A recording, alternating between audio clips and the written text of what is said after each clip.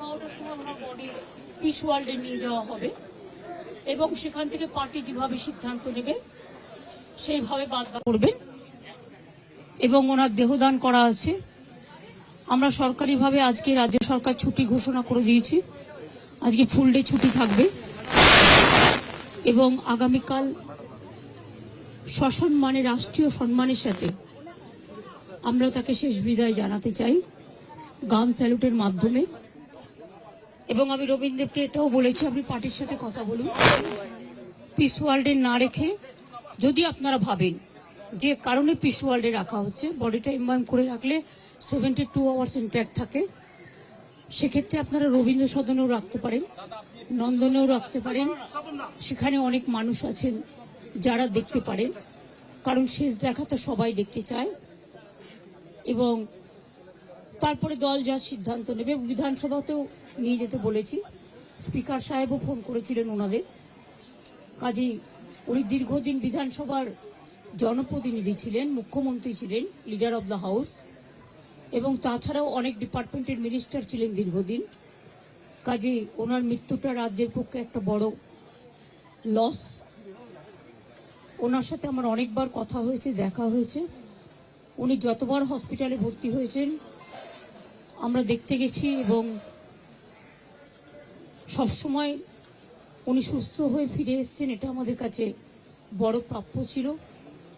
ওনার মৃত্যুর বয়স হয়তো হয়নি, কিন্তু যেহেতু ওনার একটা প্রবলেম ছিল, শ্বাসকষ্ট হতো। আজ সকালেও বৌদি বললেন যে ব্রেকফাস্ট করেছেন, ব্রেকফাস্টের পরেই শ্বাসকষ্টটা হয়ে হঠাৎ চলে গেছেন। কাজে আমি তার পরিবারবর্গ, মীরা বৌদিকে, সুচেতনা তার সন্তানকে, আমার দলের সকলকে, সিপিএম দলের, বামফ্রন্টের সকলকে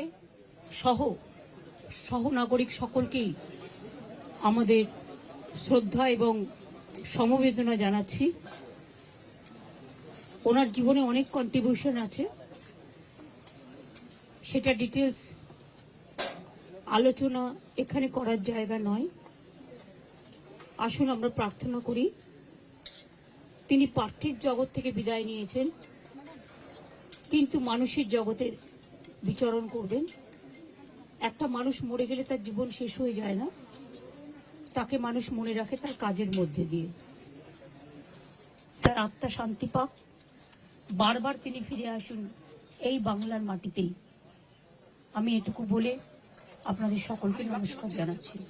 আজকে আমার ঝাড়গ্রাম যেতে হবে, যেহেতু আমার ঝাড়গ্রামে কালকে ওয়ার্ল্ড ট্রাইবাল ডে প্রোগ্রাম করা আছে। না গেলে ওরা সেন্টিমেন্ট নেবে, না হলে অন্য প্রোগ্রাম হলে আমি ক্যান্সেল করতে পারতাম।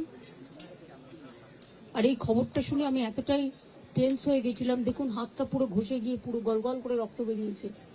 তার মধ্যে আমি নিজেই মানে কিরকম একটা লাগছিল। ফলে আমি এখন বাড়ি ফিরে যাব, ওখান থেকে তারপরে কিছুক্ষণ বাদে চান টান করে তারপরে আমি ঝাড়গ্রামে যাব।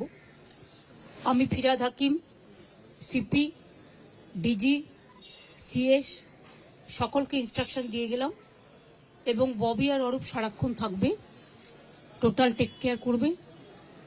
যা যা প্রয়োজন দলের পক্ষ থেকে ওরা মিছিল করে নিয়ে যাবে, যখন দেখবে যেন কোনো অসুবিধে না হয়, পুলিশ যেন ঠিক মতো ব্যবস্থা করে সব কিছু, যাতে কোনো রকম কোনো অসুবিধে না হয়। আমি এটুকু বলে আপনাদের সাংবাদিকদের, সংবাদ মাধ্যমকে সকলকে আমার অনেক ধন্যবাদ এবং কৃতজ্ঞতা জানাচ্ছি। ব্যক্তিগত অনেক কথা আছে, কিন্তু সেটা আজকে বলার দিন নয়, কখনো সময় পেলে নিশ্চয়ই বলবো। আজকের দিনটা এই সময় তাদের পরিবারের পাশে দাঁড়ানোর দিন এবং দল হারিয়েছে তাদের নেতাকে। আমি অন্য দল করলেও তাদের দলের সাথেও আমার সম্পূর্ণ সমবেদনা থাকবে।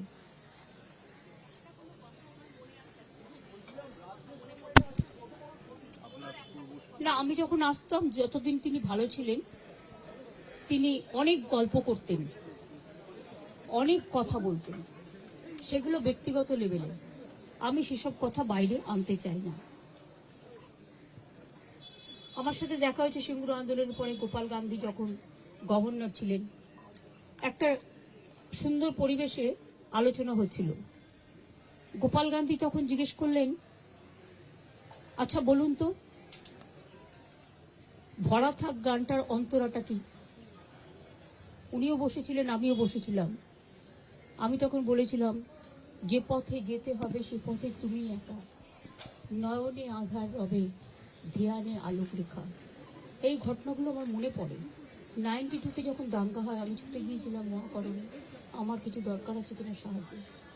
আমি যখনই কোনো পরিস্থিতি দেশে বা রাজ্যে হয়েছে যেটা রাজনীতির ঊর্ধ্বে থেকে শান্তি রক্ষা করার জন্য, সেটা আমি সবসময় করেছি।